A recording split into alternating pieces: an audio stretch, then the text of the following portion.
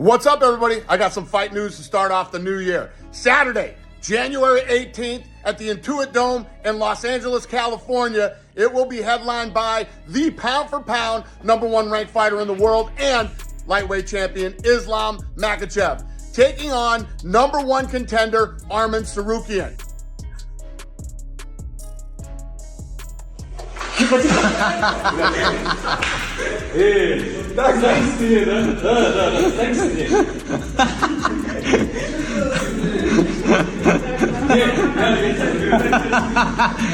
Islam Makhachev and Arman Tsarukyan are scheduled to rematch for the UFC Lightweight Championship at UFC 311 on January 18th, 2025. Their first encounter in April 2019 was a closely contested 3-round fight, with Makhachev securing a unanimous decision victory. Khabib Nurmagomedov, who has been instrumental in Makhachev's development, has not publicly provided a specific prediction for the rematch. However, his former opponent, Michael Johnson, has expressed confidence in Makhachev's continued improvement, particularly in his striking. Johnson stated, "Islam looks like he is just getting better on his feet." Makhachev has also expressed his intention to finish Tsarukyan in their upcoming bout, aiming to leave no doubt about his superiority.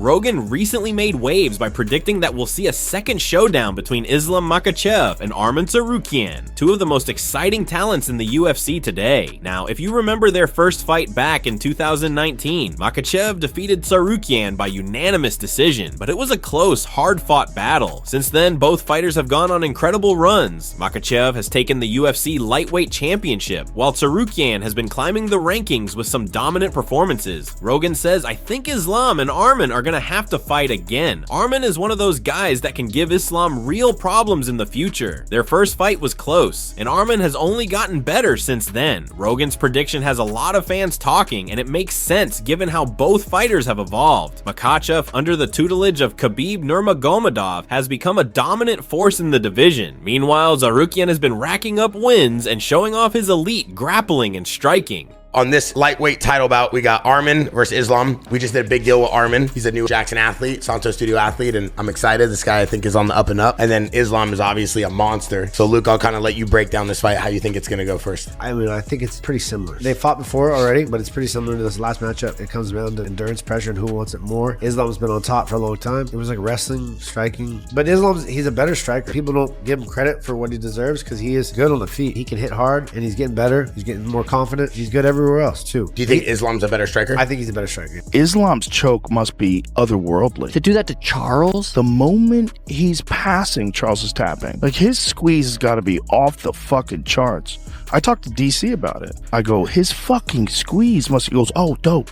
I had him demonstrate a choke on me. I thought it was gonna be fun. You know, like, show me how you do that. Show me how you do it." He goes, "Dude." When he grabbed a hold of me, I was like, "Oh shit, this guy's gonna choke me." And that's DC. Yeah, DC's a thick bastard. He's Look at him, right? 2-division champion. The moment he gets to the side, watch this pass, clamps it down. Fast. Charles Charles just taps. Yeah. The most submissions in the history of the UFC, and he taps like that. Yeah. Charles's little run he had right there with Chandler, Gaethje, Poirier. Dustin That's Poirier. right. That's right. Yeah. That's right. Yeah, he tapped everybody. Yeah. He's a monster. Charles is a guy that just changed, fighting this do-or-die assassin. Dana says he wants Islam versus Arman Tsarukyan rematch next. That's crazy. Look at the size difference of Arman and Islam.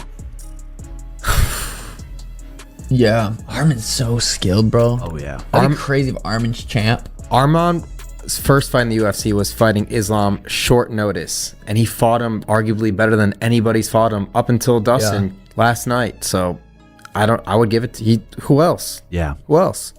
Dana White rejects Islam Makhachev as #1 pound-for-pound fighter. What do you mean? He's got to be pound for pound. Who?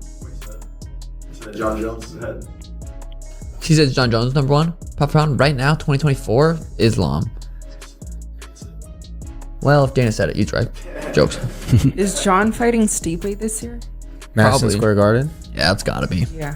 It's gotta be. It's deserving. I think if you look at history and their first fight together, obviously it was a barn burner. It was pretty close in a lot of people's eyes. I don't know if I've actually watched that fight. I've just heard from people that it was close. But you know, Arman obviously beat Oliveira last fight. Arman has been charging forward. I think right now I will be surprised if Arman pulls it off. I think Islam has continued to solidify himself as the best lightweight in the world by far with his performances, and I have no problem saying that. His hands are getting better. He just outstruck Poirier. He can outgrapple anybody. And I think he truly is doing it for more than just the punches, kicks, knees, and elbows and being the UFC champ and the glitz and glam. He's got something deeper that he's fighting for. He's fighting for an entire village, an entire portion of the country, an entire religion, and an entire legacy for himself and also Khabib and Khabib's father. So it's something special. It's a beautiful story, and I think Islam's going to get his hand raised. And I think it's once again the perfect story that for me to avenge the loss against Oliveira and then fight a guy who's even more highly regarded than Charles Oliveira, and that's Islam Makhachev.